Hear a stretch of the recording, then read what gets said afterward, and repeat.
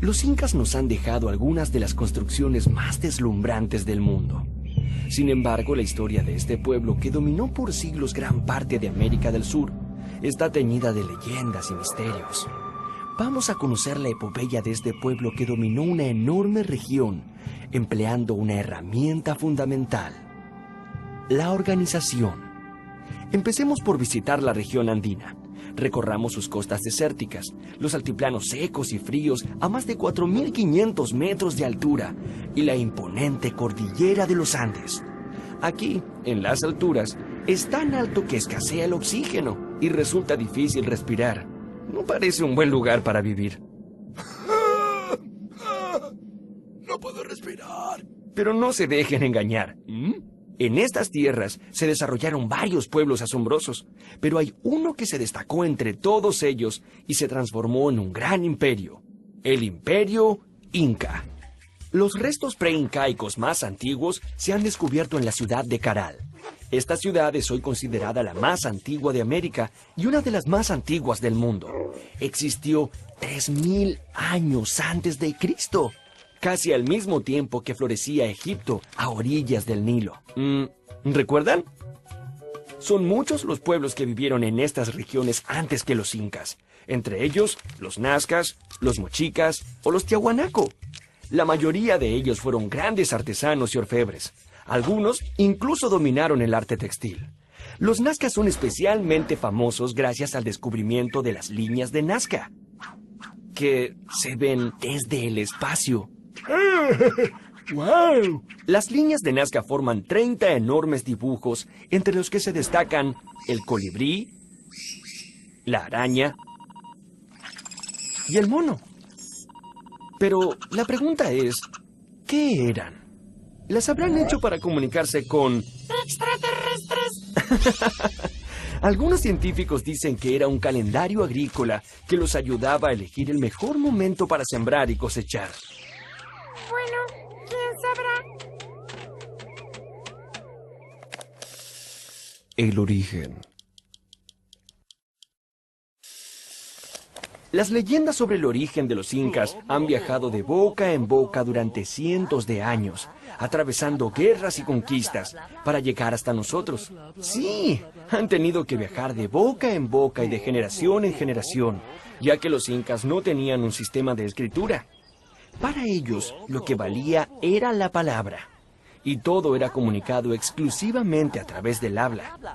Según la leyenda, Inti, el dios Sol, le pidió a su hijo Ayar Manco que se encargase de venir a la Tierra a civilizar a los seres humanos.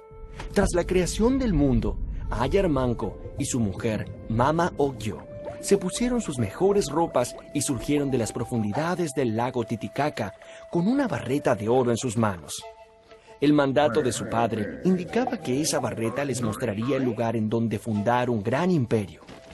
Después de andar y andar muchos kilómetros hacia el noreste, Ayar Manco y Mama Ocllo notaron con sorpresa que la barreta se había sumergido en el cerro Huanacaure. Esa era la señal que estaban buscando, y fue allí que fundaron la ciudad de Cusco, que fue el centro del imperio y que quiere decir el ombligo del mundo. Ayar Manco se transformó en Manco Cápac, el primer inca. Él y su mujer enseñaron a los hombres cómo cultivar la tierra, pescar, construir sus hogares y muchas cosas más. Los demás emperadores incas fueron descendientes de Manco Cápac, y a él le debían su origen divino y su parentesco con el mismísimo Sol. Cultivar la montaña. Para poder conseguir mayores terrenos de cultivo, los incas tuvieron que domesticar las abruptas pendientes de los Andes, tal como se domestica un caballo salvaje. Para ello, desarrollaron novedosas técnicas de siembra que los harían famosos.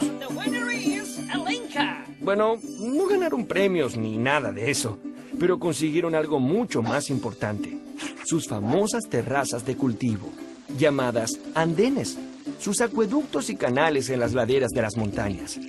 Todo esto les permitió cosechar alimentos suficientes como para desarrollar una gran civilización que todavía asombra a investigadores y especialistas. Si les gustan las papas fritas, tienen que estarles muy agradecidos a los incas, porque la papa fue un aporte alimenticio que hicieron los incas al mundo. Ellos cultivaron y cosecharon, escuchen esto, más de 200 especies de papas. ¿200 especies? ¿Y qué me dicen de los cereales? Otro de los cultivos importantes fue el maíz. La mazorca o choclo podía conservarse durante largos periodos y consumirse cuando faltaban otros alimentos. Al maíz se le atribuía origen divino y de hecho estaba reservado para la corte del Inca. Este cereal viajó hacia Europa luego del descubrimiento de América. Hoy, el maíz es el cereal más sembrado en el mundo. Los caminos del Inca.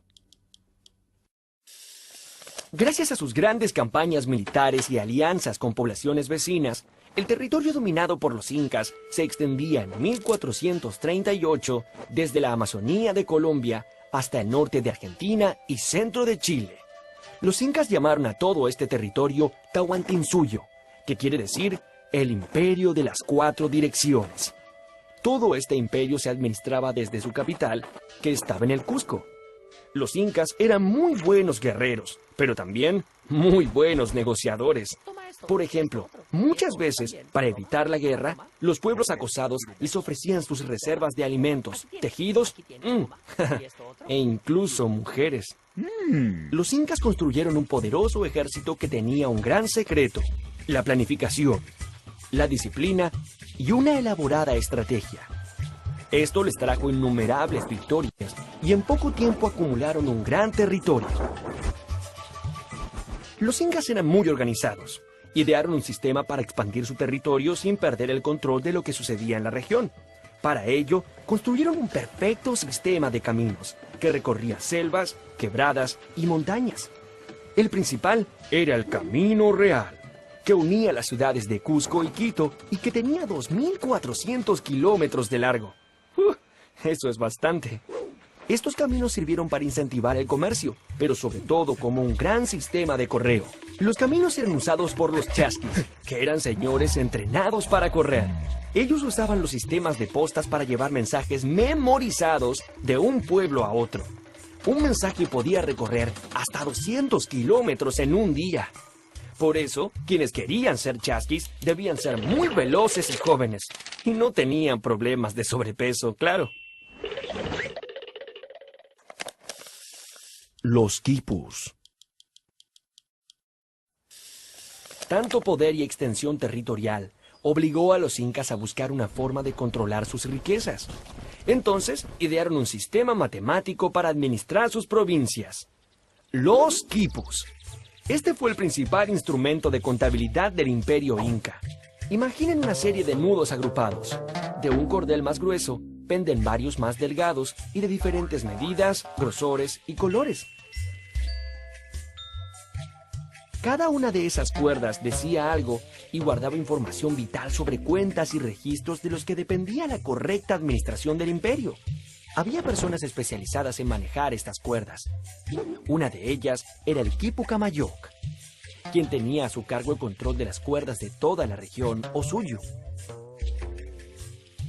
Los quipus probablemente fueron una gran herramienta para los incas, tal como lo son las computadoras para nosotros.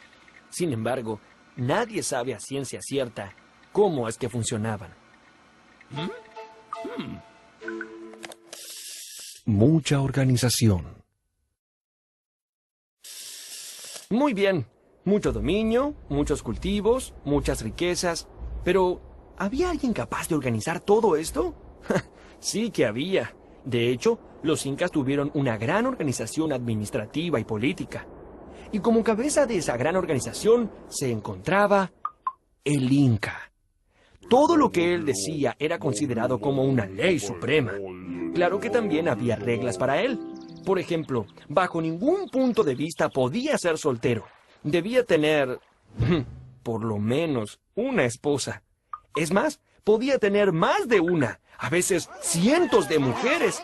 Pero siempre había una esposa principal, la cual también era considerada sagrada, y a la que se veneraba como hija de la luna. El mayor logro de los incas fue conseguir que todos los habitantes del imperio tuvieran comida y trabajo. Así es, en el imperio incaico no existía la pobreza. Por supuesto, el emperador y la nobleza tenían muchos lujos, pero nadie pasaba hambre y todos tenían con qué vestirse, lo cual parece asombroso en el mundo moderno. Los incas tenían 3 leyes fundamentales que todos debían respetar: no robar, no mentir y no ser holgazán.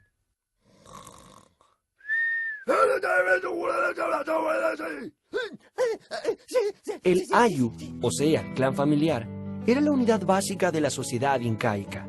Cuantos más hijos tenían los hombres casados, más tierra les correspondía, pues debían satisfacer las necesidades de más personas, o personitas.